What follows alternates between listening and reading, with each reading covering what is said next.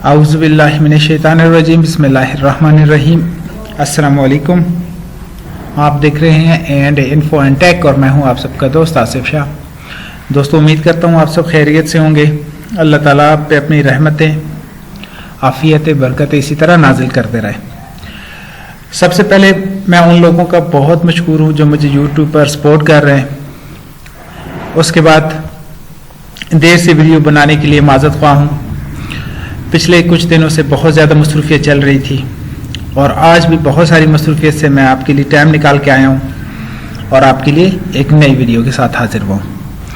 दोस्तों, अपने MS office में MS एक्सेल के लेसन्स को आगे बढ़ाते हैं और आज हम आपको बताएंगे कि हम कैसे किसी रो को इंसर्ट कर सकते हैं, किसी कॉलम को इंसर्ट कर सकते हैं, किसी रो को डिलीट कर सकते हैं या किसी कॉलम को डिलीट कर सकते हैं।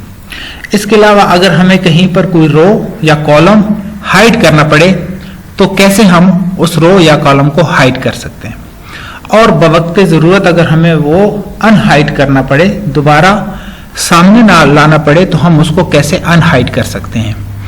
तो आइए अपने दोस्तों अपने लेसन की तरफ। ये वो पिछला एक टेबल था जो मैंने आप लोगों के लिए बनाया था। अब मैं आपको बताऊंगा कि फर्ज करें मुझे इस रो, ये जो मेरी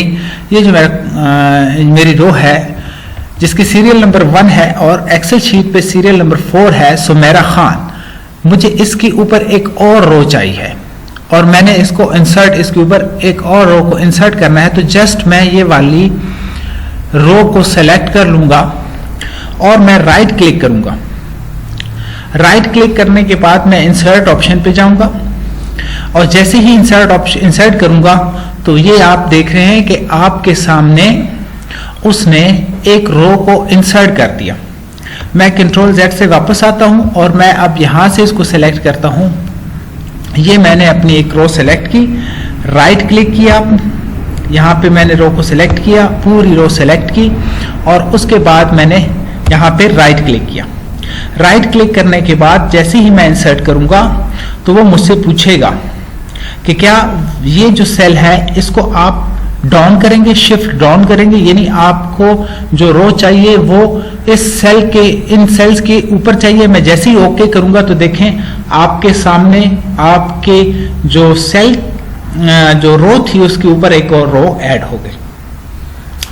इसी तरीके से अगर ये वाली रो, मैं तो Ctrl Z की मदद से पहले वापस चला गया था, अगर मुझे ये वाली रो नहीं चाहिए तो मैं जस्ट तो उसी तरीके से दोबारा राइट क्लिक करूंगा और डिलीट पे क्लिक करूंगा।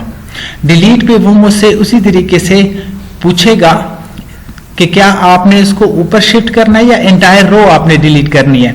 मैं ऐसे कहूंगा कि मैंने एंटायर रो यानी मुकम्मल रो को डिलीट करना है। जैसे ही मैं पूरी रो को डिलीट वाले ऑप्शन पे क्लिक करूंगा तो सुमेरा खान के ऊपर जो मेरी रो थी वो डिलीट हो गई। इसी तरीके से दो तरीकों से आप कॉलम को ऐड कर सकते हैं। मैंने यहां से ऊपर जाके कॉलम को सिलेक्ट किया। देखें, मैं आपको दोबारा बताता हूं। आप जैसे ही यहां पे कॉलम के ऊपर जाएंगे तो डाउन एरो की का सिंबल आ जाएगा। आप इस पे क्लिक करेंगे तो आपका पूरा कॉलम सिलेक्ट हो जाएगा। आप जैसे ही राइट क्लिक करेंगे और इंसर्ट पे क्लिक करेंगे तो आपके सामने एक नया कॉलम ऐड हो गया। और इसी तरीके से अगर आप इसको डिलीट करना चाहेंगे, आप उसी तरीके से इसको सेलेक्ट करेंगे, जस्ट आप डिलीट करेंगे। जब आप ऊपर से सेलेक्ट करेंगे कॉलम्स को या इस तरीके से रो को साइड से सेलेक्ट करेंगे, देन आपको जस्ट इंसर्ट करना पड़ता है और डिलीट करते हुए भी जस्ट आपको डिलीट का बटन प्रेस करना पड़ता है। वो आपसे ऑप्शन नहीं पता करता। लेकिन अगर आप यहां पे इस तरह कॉलम सेलेक्ट करते हैं, देन आप इंसर्ट करते हैं, तो वो आपसे इंफॉर्मेशन पूछता है कि जो कॉलम आपने चाहिए आपको, उसके लिहाज से ये वाला कॉलम आपको राइट शिफ्ट करना है या लेफ्ट शिफ्ट करना है। मैं जैसे यहां पे करूंगा तो ये देखिए आपके सामने एक नया कॉलम ऐड हो गया जो कि नेम वाले कॉलम के लेफ्ट साइड पर है। इसी तरीके से जब मैं इसको डिलीट करूंगा तो मैं ये पूरे कॉलम को सेलेक्ट करने के बाद जब यहाँ पे डिलीट करूंगा तो वो मुझसे यहाँ पर भी पूछेगा। मैं यहाँ पे एंटायर कॉलम पे क्लिक करूंगा और जैसे ही इसको डिलीट करूंगा तो वो पूरी की पूरी एंटायर कॉलम डिलीट हो जाएगा। दोस्तों, दो तरीकों से हम कॉलम को और रो को ऐड और डिलीट कर सकते हैं। अभी आप देख रहे हैं जो मेरा नेम वाला कॉलम है उसमें मेरे जो कैंडिडेट हैं उनके नेम पूरे नहीं आ रहे हैं। आपने जस्ट यहाँ पे जाएंगे, जब प्लस का निशान आएगा डबल क्लिक करेंगे तो आपका कॉलम उतना ही वाइड हो जाएगा, उतनी ही उसकी विड्थ बढ़ जाएगी जितनी उसकी जरूरत होगी और इंतहाई आसानी से आप उसको अपने डेटा के लिहाज से एडजस्ट कर लेंगे। ये चीज, इसके अलावा एक शॉर्टकट की हम इस्तेमाल करते हैं। आपने अगर यहां पर कॉलम ऐड करने हैं तो आप इसको ऊपर से सिलेक्ट करने के बाद जस्ट कंट्रोल प्लस प्रेस करेंगे। कंट्रोल प्लस करने से आप जितनी दफा कंट्रोल प्लस प्रेस करेंगे उतनी ही आपके कॉलम ऐड होते जाएंगे और कंट्रोल माइनस की मदद से आप अपने कॉलम्स को डिलीट कर सकते हैं। यानी कंट्रोल प्लस से आप ऐड कर सकते हैं और कंट्रोल माइनस से आप डिलीट कर सकते हैं। सेम ये काम आप रो के लिए करते हैं। मैंने दूसरी रो सेलेक्ट की, सदफ। आप जैसे ही इसको कंट्रोल प्लस करेंगे तो देखिए सदफ के रो के ऊपर आपके पास रो ऐड हो रही है। आपको जस्ट कंट्रोल प्लस करना पड़ रहा है। और अगर आपको कोई एस नहीं चाहिए तो आपने जस्ट कंट्रोल माइनस की मदद से अपने कॉलम माइनस करने हैं, खत्म करने हैं। MS ऑफिस में शॉर्टकट कीज आपको आपके काम को बेहतर बनाने के लिए, आपके काम को जल्द करने के लिए बहुत सूदमंद साबित होते हैं और अपना काम आप आसानी से कर लेते हैं और जल्दी कर लेते हैं। दोस्तों, आगे चलते हैं हाइड की तरफ। जिस तरीके से हम कोई सा भी कॉलम, कोई सा भी रो को हम डिलीट कर सकते हैं या कोई सी कॉलम को हम ऐड कर सकते हैं या रो को ऐड कर सकते हैं, इसी तरीके से हमारे पास एक और ऑप्शन होता है कि हम वक्ती तौर पर कुछ कॉलम का डेटा हाइड करना चाहते हैं, हम हाइड करना चाहते हैं। मिसाल के तौर पे एवरेज फार्मूला 2, मैं फिलहाल कहता हूं कि मैं एक ही फार्मूले से एवरेज निकालूंगा और मुझे एवरेज फार्मूला 2 यूज ही नहीं करना, या अगर यूज करना है तो यूज करने के बाद मैंने उसको शो नहीं करना, क्योंकि यहाँ पे दोनों के डेटा बिल्कुल सेम है। तो जो कि दूसरे का जो डेटा बिल्कुल सेम है तो मैं दूसरा कॉलम हाइड करना चाहता हूं। आपने जस्ट उस कॉलम को सिलेक्ट करना है और आपने उसको हाइड कर देना है।